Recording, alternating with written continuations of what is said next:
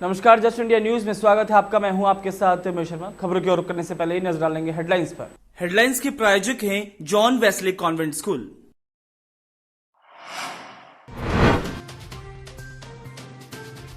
देश में कोरोना संक्रमितों का आंकड़ा पहुंचा 20,000 के करीब। कोरोना ने ली 600 से ज्यादा लोगों की जान। हरियाणा में संक्रमित लोगों की संख्या 300 के पार। किसानों की फसल खरीद को लेकर सीएम मनोहर लाल ने दी जानकारी। कहा, उत्तरी भारत में ही सबसे ज्यादा गेहूं की फसल खरीदी गई। अब तक 42,937 किसानों की फसल खरीदी गई। हरियाणा में 3 मई तक नहीं खुलेंगे शराब के ठेके। शराब तस्करों पर होगी सख्त कार्रवाई। उप मुख्यमंत्री दुष्यंत चौटाला ने दी जानकारी। रोहतक सांसद अरविंद शर्मा ने स्वास्थ्य कर्मियों पर हो रहे हमले को लेकर दिया बयान। सांसद बोले, स्वास्थ्य कर्मियों पर हमला करना निंदनीय है। हमला करने वालों पर होगी सख्त कार्रवाई। खबरों के प्रायोजक हैं Oscar super speciality hospital and trauma centre. Bharat में कोरोना वायरस संक्रमण के नए मामलों में अचानक एक बार फिर से तेजी देखने को मिली है। देश भर में कोरोना वायरस के मरीजों की संख्या 20,000 के करीब पहुंच गई है।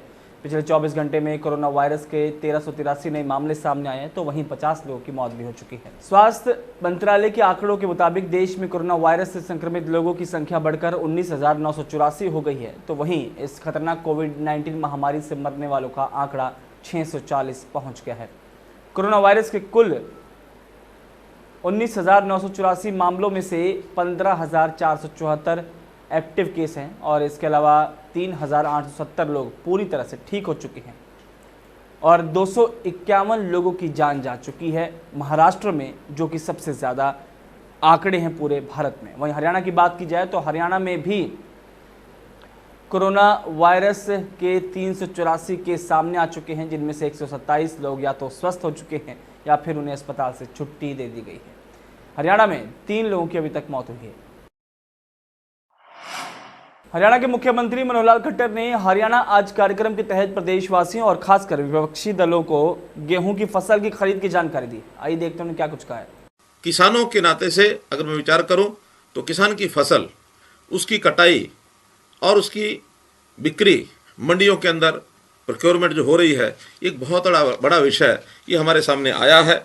जहां हम पिछले वर्षों में इन मंडियों की संख्या लगभग 400 सवा 400 ही रहती थी। इस बार हमने उसको, चूँकि लॉकडाउन का ये समय है और हमने सोशल डिस्टेंसिंग का भी ध्यान रखना है, मंडियों में भीड़ ना हो। वहाँ पर हमारे आड़ती भाई भी होते हैं, किसान बंधु होते हैं, मजदूर लोग होते हैं, हमारे डिपार्टमेंट्स के जो लोग प्रोक्योरमेंट करते हैं वो सब भी होते हैं। तो एक भीड़ वाला एक स्थान बनता है। सोशल डिस्टेंसिंग को ध्यान में रखते हुए इन मंडियों की संख्या में हमने बढ़ोतरी की। लगभग 5 गुना ये संख्या हमारी है। 400 की बजाय इस बार 1800 से 2000 तक ये संख्या मंडियों की, चाहे वो सरसों की खरीद है, चाहे वो गेहूं की खरीद है, इसके लिए हमने उसको तैयार किया है। इसके अंदर भी हमको एक सफलता मिली है कि हम लोग अन्य प्रदेशों की तुलना में हमारे यहाँ जो मंडियों के अंदर गेहूं की आवक है या इससे पहले सरसों की आवक है उससे ज़्यादा आवक हमारे यहाँ हो रही है। हरियाणा सरकार प्रदेश में 3 मई तक शराब के ठेके नहीं खोलने जा रही है। ये जानकारी आबकारी विभाग का जिम्मा संभाल रहे प्रदेश के उप मुख्यमंत्री दुष्यंत चौटाला ने चंडीगढ़ में आयोजित एक प्रेस कॉन्फ्रेंस के दौरान पत्रकारों को दी है। उन्होंने कहा कि 15 अप्रैल को केंद्र सरकार द्वारा जारी गाइडलाइन के मुताबिक 3 मई तक कहीं भी शराब के ठेके नहीं खोले जा सकते हैं। उन्होंने स्पष्ट किया कि प्रदेश सरकार केंद्र के आदेशों की पालना करते हुए शराब के ठेके नहीं खोलेगी।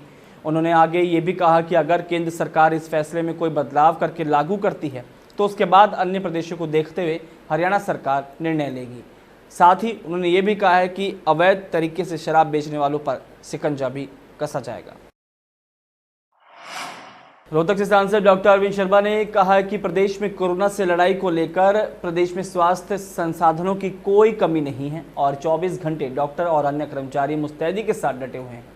उन्होंने कहा कि कोरोना महामारी से अपनी जान जोखिम में डालकर दूसरों की जान बचाने में जुटे डॉक्टर, पुलिसकर्मी और अन्य कर्मचारियों पर हमला करने की घटना बेहद निंदनीय है और इसके लिए सख्त कानून की ज़रूरत थी, जिसको लेकर केंद्र सरकार ने सही समय पर अध्यादेश ला रही है।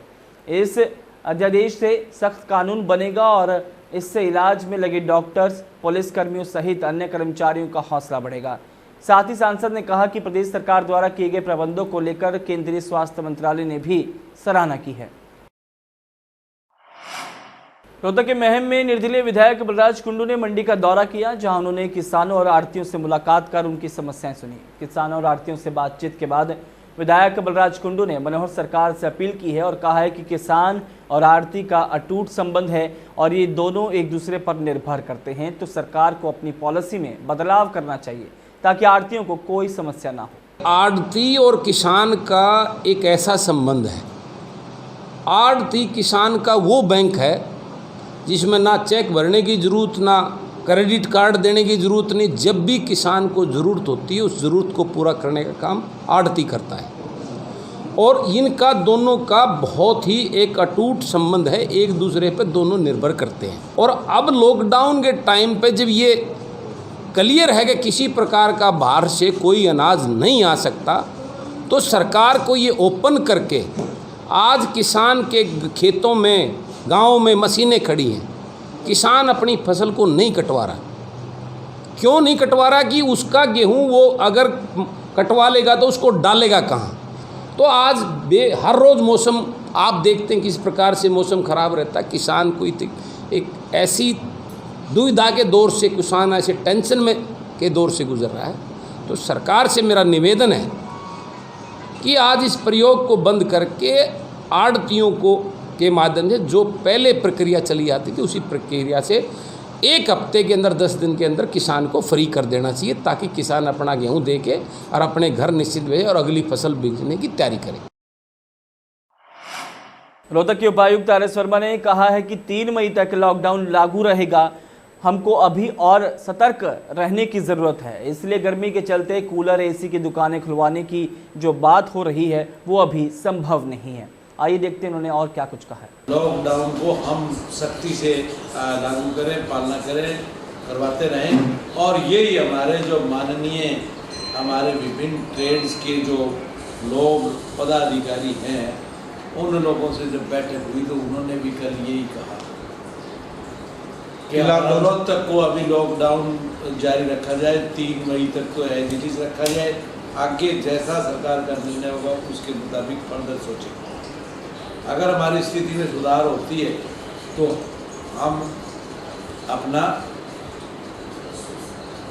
कोई रिलैक्स देने की बात फिर करेंगे, अदरवाइज तो ये यथास्थिति बहुत ज़रूरी है। तो मैं हमारे रोहतक ज़िले की जनता से, हमारे नागरिकों से मैं यही निवेदन करूंगा कि वो लॉकडाउन का सख्ती से पालन करें।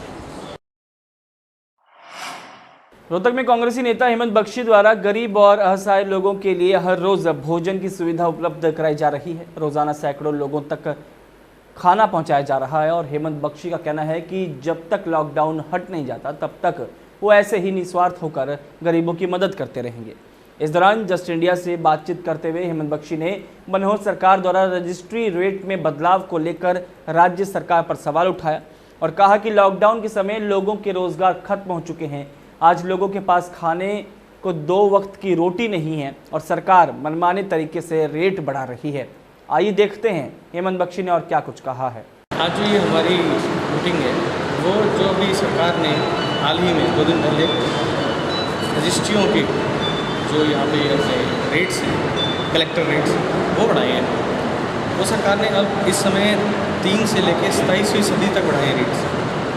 और लॉकडाउन के दौरान रेटों का बढ़ना, मैं समझता हूँ कि ये सरकार को इस विषय पर सोचना चाहिए कि जहाँ आज एक मतलब हर व्यक्ति इस समय अपने घर में कैद है और रजिस्ट्रियाँ भी जो हैं वो भी किसी ने जो अगर पहले कोई बयाना दिया होगा तो उसकी मजबूरी है इस समय वो रजिस्ट्री करवाना।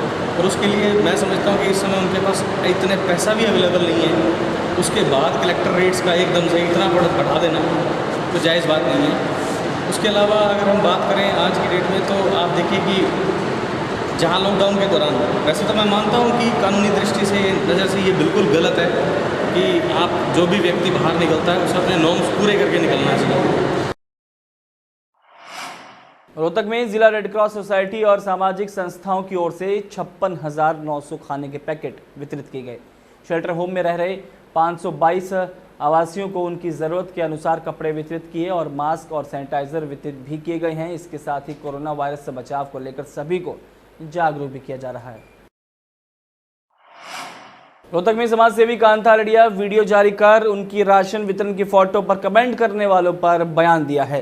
कांता लड़िया ने क्या कुछ कहा है, आइए देखते हैं। ये प्रचार सिर्फ लॉकडाउन का पालन करने के लिए होता है, जरूरतमंदों तक पहुंचने के लिए होता है, और जो खामोश होकर सक्षम लोग जो सेवा कर सकते हैं उन लोगों को बाहर निकालने के लिए होता है कि हमारे की तरह आप भी बाहर आइए अपने घरों से, और सक्षम जो लोग हैं वो बाहर आकर ज़रूरतमंदों की मदद कर सके। इसलिए हम फोटो डालते हैं।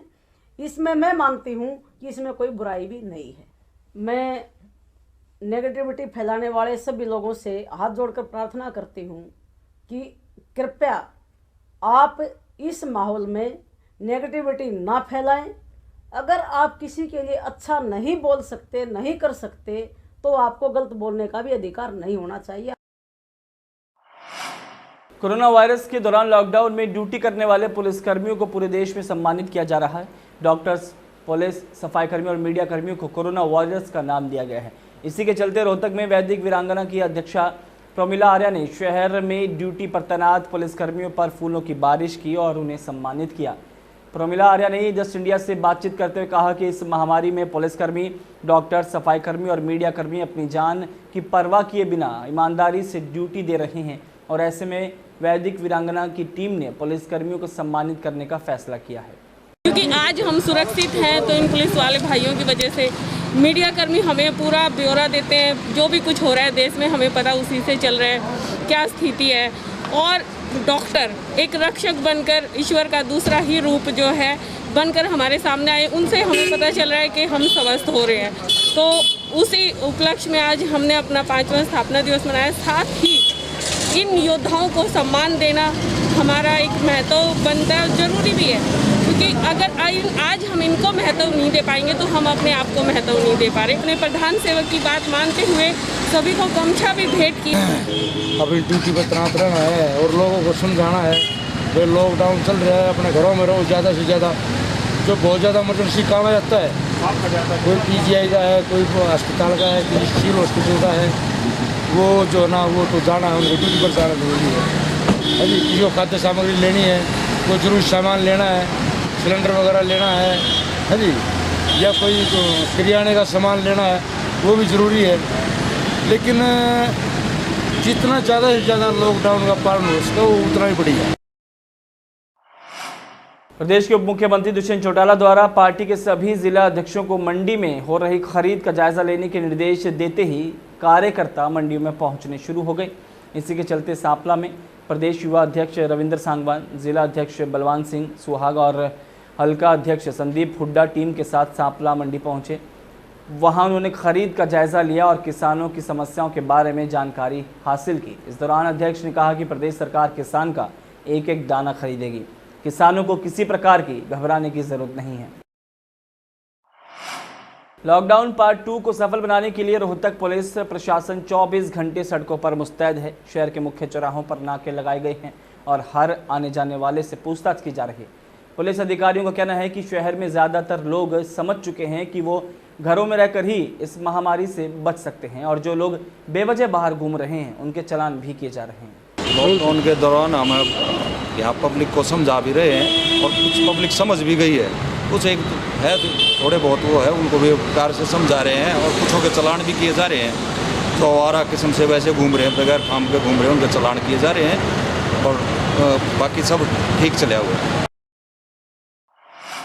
रोहतक जाट शिक्षण संस्थान के पूर्व उप प्रधान नरेश कुमार उर्फ काला बोहर ने अपनी धर्मपत्नी कृष्णा देवी और उनकी महिला टीम के साथ मिलकर गांव बोहर में सैनिटाइज स्प्रे करके कोरोना वायरस पर हमला बोला है। गांव में इस सार्वजनिक स्थलों पर आवागमन को ध्यान में रखकर सैनिटाइजर का छिड़काव करवाया गया। समाज के जिम्मेदार साथियों के सहयोग से शहर की दर्जनों कॉलोनियों को सैनिटाइजर स्प्रे का छिड़काव के बाद गाँव में दूसरा दिन बचे हुए सभी मंदिरों, धर्मशाला, चौपाट, नांदल भवन, सार्वजनिक बैठकें, गांव की सैकड़ों गलियों में घर घर जाकर पूरे गांव में सैनिटाइजर का छिड़काव करवाया गया। हमारा ये संकल्प है कि ये हम आज सभी लेडीज़ इकट्ठी होके पूरे यहाँ पे हमारा पूरा जितना भी एरिया है हम सभी लेडीज़ सहयोग दे रही हैं और अपने कोरोना के बारे में इसको सैनिटाइज़र कर रहे हैं। सैनिटाइज़र के बारे में सभी लेडीज़ों ने कहा। हमारे बच्चे जहाँ पार्क में खेल रहे हैं, झूला पे जाते हैं, कई बार एक एक दो बच्चे चले जाते हैं। 1-1 मीटर की दूरी पे हम सब इकट्ठे करके बैग दे के और सभी हम इकट्ठी करके अपना सैनिटाइज़र कर रहे हैं। ऐसा हमने बहुत सारी कॉलोनियों को किया। आज हम मेरे गांव बोहर का कुछ हिस्सा बचा हुआ था, जैसे नांदड़ भवन है, अठगामा भवन है, गांव की चपाड़ हैं, पार्क हैं जिसमें बच्चे खेलते हैं। और हमारे साथ आज बहुत सारी लेडीज़ों ने भी हमारे साथ दिया पार्क के अंदर। और हम गांव की हर गली में घर घर तक जाके सैनिटाइज़ करने लग रहे हैं और हम सब मिलके कोरोना से लड़ने लग रहे हैं।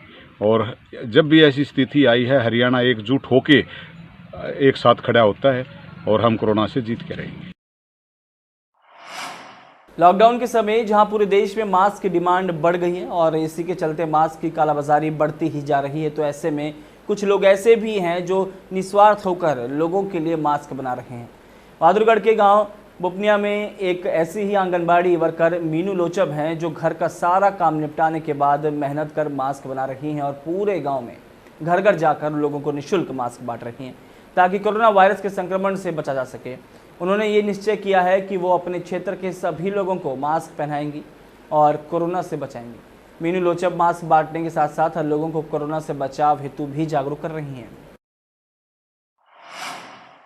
Welcome to John Wesley Convent, a prestigious, renowned and remarkable school of Rohtak. Excellent learning environment, standardized infrastructure and experienced faculty, well-formed robotics lab, well-equipped science labs, world-class computer lab, well-stocked library, digital smart classrooms, excellent sports facilities, best transport service.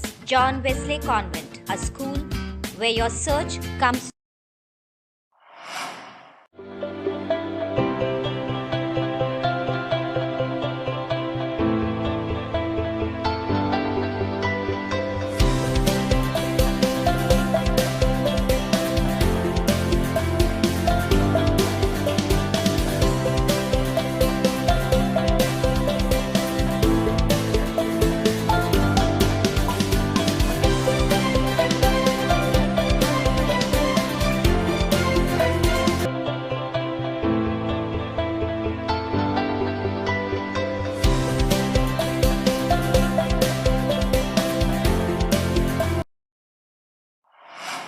इस bulletin फिलहाल नहीं, दीजिए इजाजत, नमस्कार।